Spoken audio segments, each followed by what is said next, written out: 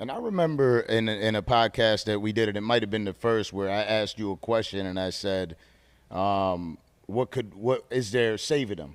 And you said there's no saving them. And I want to know, because I know that that's your sentiments, right? Because you can't go back. I don't want to talk book talk, right? But so intro to psychology, sociology, all these type of different classes. So there's stages in your life. There's developmental stages. There's just, even when you're in your mother's womb, there's stages that you have to go through. And in these stages, if you don't get what you need, then you're somewhat deficient as a human. So, for instance, homie, your mother first 3 months of her trimester, if she's still getting high and drinking, you behind the 8 ball. And most hoes who ain't going to the doctor, they don't know they pregnant to 3-4 months in, 2 months in, but they been drinking, partying, fighting the first 2-3 months of your developmental stages of you coming into your existence, right? So you already behind the 8 ball. So not only your mama ain't eating right, so you ain't getting the proper nutrients. So here it is, you 9 months into a fucked up developmental stage. Then when you get here, there ain't no love. So not only didn't you get the proper nutrients, you didn't get the proper natal, you don't get the right love. So your nurture fucked up. So you have to rely on nature. So okay, you relying on nature, you in survival mode for the most part because of your impoverished conditions. How the fuck you go exist and excel? How? So you already fucked up. So here come me and you working with children. How we go undo his first 5 years of his life, which is the foundation of who he is, his temperament, his attitude, his anger. How you go undo that? So all I can do is after school give you 2 hours of some love, some discipline, and some guidance. But when you go back home, you hungry. Come on, I can't change them conditions. I can't give you the love that your mother should give you. I can't give you the love that I can't undo that. Yeah. So how we gonna change something when we can't change the condition that they wake up and go to sleep in? Is there anything that you think we can do to possibly make it a little bit? Because I'm thinking this way, right? We're here. Yeah. I'm in the city, and I told you one thing I want to do. Actually, you brought it up. Is this is an untapped market. We need to bring more light to a city like this. Shout out to Eric for making this all happen for us to be here. Shout out to Tony. And so what I'm thinking is, how do we if you can't speak to them? What can we say? Homie, what type of message so this what I'm telling them. Say, go tell your mama I can get her a job. I know a broad that work over here. So if I can't help this kid help his mama, the kid coming to with me. So I got to be able to have some resources and some alternatives, as well as some solutions to equip the kid to go say, mama, I'm in this program and they say they can get your driving license back. What you mean? Mama, I'm in this program, they say they can get you an expungement, they can get your record cleared. What you mean? They were saying something about a non-disclosure where you can just get it off this part, but you, so homie, so just that kind of shit. So how you get to the parents, you with their kids. So, but if you can't do that, you just pacifying some shit. You just putting some Band-Aid because you got to be able to change the conditions.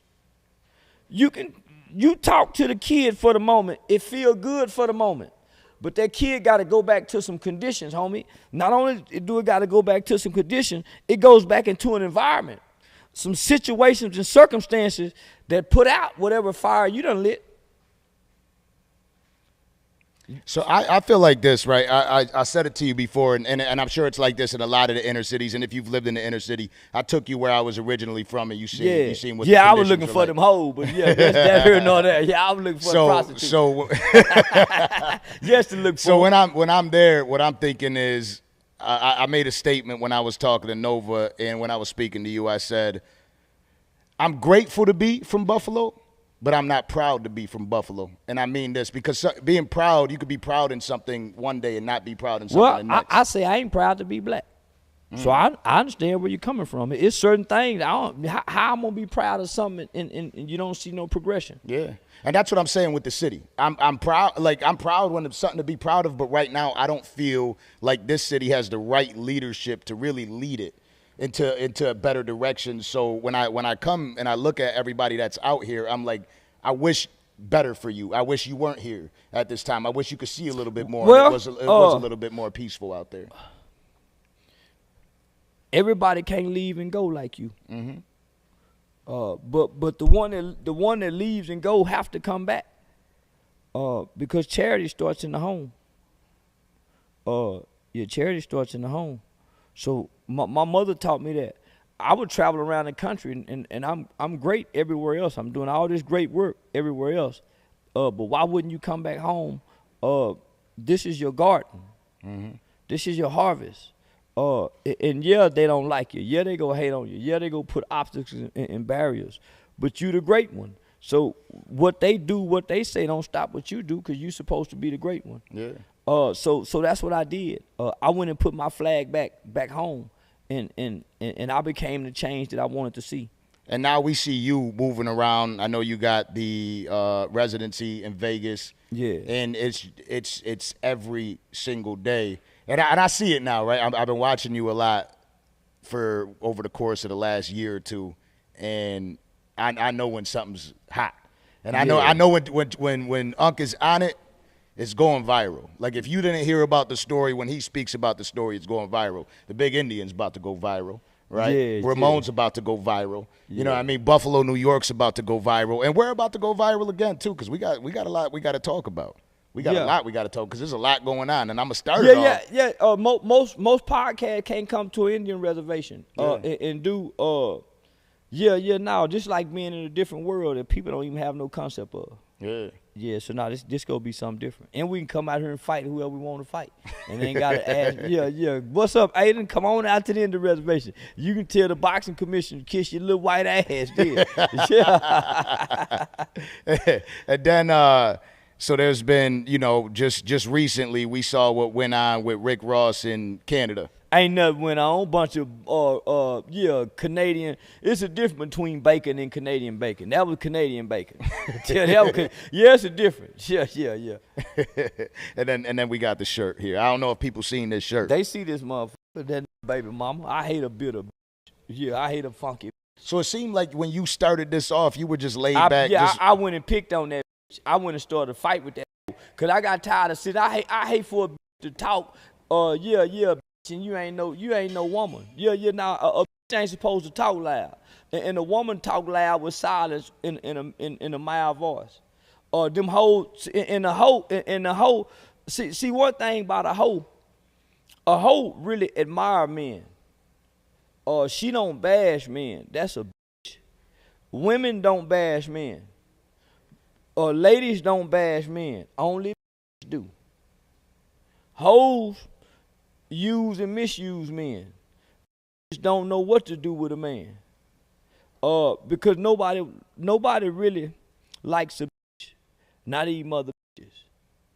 So Rick Ross' baby mama is a disgruntled, angry, resentful, hateful-hearted bitch. Because she got another baby daddy. So why does she just focus on this one baby daddy?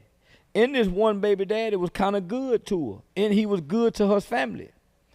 You don't never hear her come out and say, he beat me, he did this to me, he did it me, he molested me. So you don't never hear her say none of this. It's all about his physical appearance, the physical appearance of his sister, his mother, and you got all these black women cheering this shit. But they so hated Kevin Samuels. They so hated so this is their Kevin Samuels. And she don't have no substance. At least Kevin Samuels has some substance. And so many black women cheered. And y'all might want to mute this.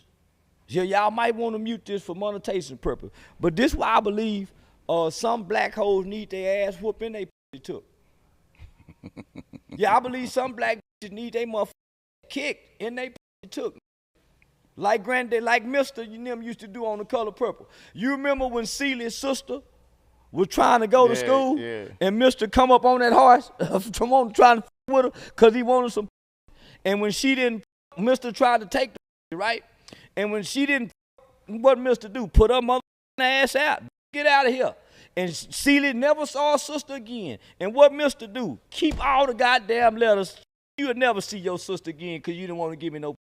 That's the kind of man I'm talking about the whole need. A Mr. kind of.